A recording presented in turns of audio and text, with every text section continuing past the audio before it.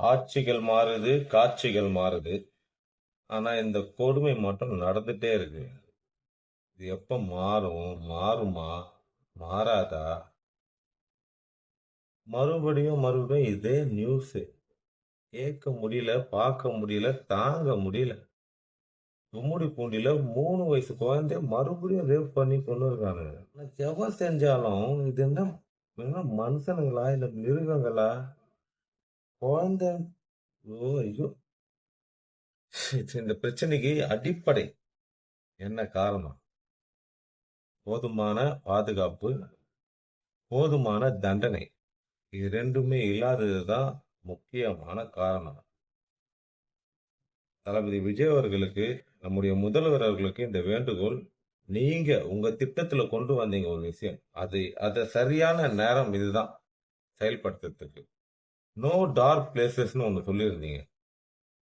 Abandon places எங்கெல்லாம் லைட்டுகள் அந்த வெளிச்சம் குறைவா இருக்க பகுதிகளுக்கெல்லாம் உடனே லைட் போட்டு அந்த டார்க் பிளேசஸ்லாம் இல்லாம ஆக்கணும்ன்றது ஒண்ணு நீங்க சொன்னீங்க. அதை செயல்படுத்த வேண்டிய நேரம் இதுதான்.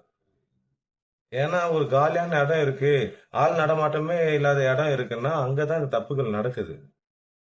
காவலர்கள் எல்லா மக்கள் எல்லாம் இருக்கிற இடத்துல பாதுகாக்கிறது ஒரு பாதுகாப்பே கிடையாது. எங்க ஆள் நடமாட்டம் இல்லாத இருக்கோ அங்கதான் இங்க பாதுகாக்கணும். அதான் முக்கியம். இல்லைன்னா இப்படி தொடர்ந்து நடந்துட்டே இருக்கும். தண்டனைகளை எப்போதான் கடுமையாக்க போறீங்க? அதை தயவு செஞ்சு சொல்லுங்க. சுட்டு போடுங்க. மக்கள் யாருமே அதுக்கு இந்த என்ன சொல்லுவாங்க, மனித உரிமை. இந்த குழந்தைங்களுக்கு என்ன பண்ண போறீங்க உரிமைக்கு?